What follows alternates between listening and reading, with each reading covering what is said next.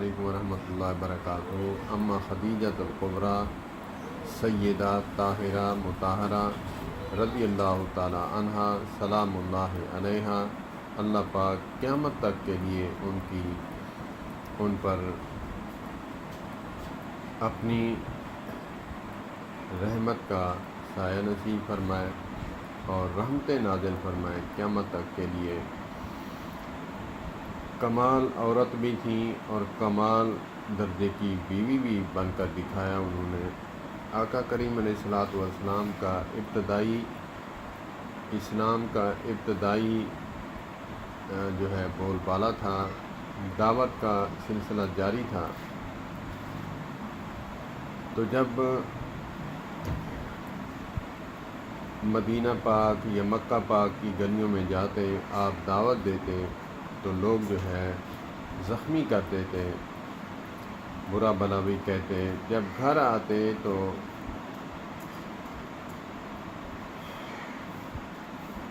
اما خدیجۃ الکبریٰ رضی اللہ تعالی عنہا دلاسے دیتی، آپ کو دلاسے دیتی، بیوی ہو تو ایسی ہو۔ اللہ پاک ہماری بیٹیوں اور بہنوں کو اور بیویوں کو جو ہے ان کی سیرت پر عمل کرنے کی توفیق عطا فرمائے۔ دلاسے دیتی، تسلیاں دیتی کہ آپ غریبوں کی مدد کرنے والے، آپ بے سہاراؤں کو سہارا دینے والے، آپ کو اللہ عز و جل کبھی ضائع نہیں فرمائیں گے۔ کمر بدواتی اور حتیٰ کہ اپنا دوپٹہ سر کا اتار کر اس کو پھاڑ کے ٹکڑے کر کے آپ پر مرہم لگاتی، پٹیاں باندھتی۔ اسی لیے نہیں کہ جب ان کی وفات کے بعد حضرت محمد کریم صلی اللہ تبارک و تعالی علیہ وآلہ وسلم اما عائشہ صدیقہ رضی اللہ تعالی عنہ کے ساتھ بیٹھے تھے تو فرماتے کہ جب قربانی کا گوشت آئے تو میری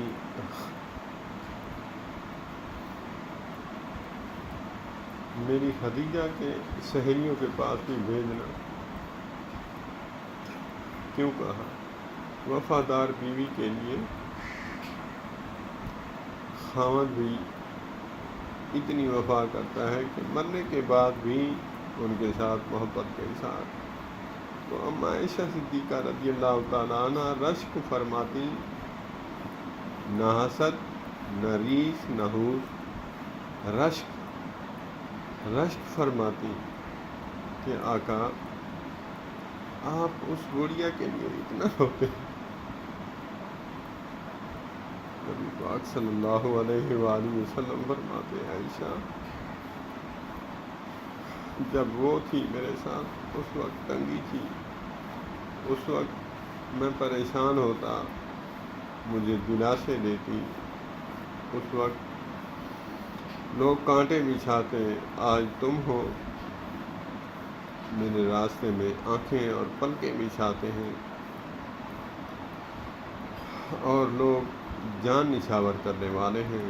ابتدائی دور تھے تو میں جب آتا تھا تو مجھے دلاسے دیا کرتی تھی، ایسی با وفا بیوی کو کون نہیں یاد کرتا۔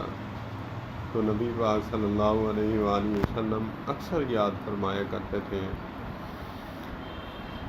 اسی لیے علماء بھی فرماتے ہیں کہ ہمیں سیرت حضرت خدیجۃ الکبریٰ رضی اللہ تعالی عنہا اپنے گھروں میں سنایا کریں۔ اللہ پاک ہماری بیٹیوں اور بہنوں کو سیرت اما خدیجۃ الکبریٰ سلام اللہ علیہا پر عمل کرنے کی توفیق عطا فرمائے۔ والسلام علیکم ورحمۃ اللہ وبرکاتہ۔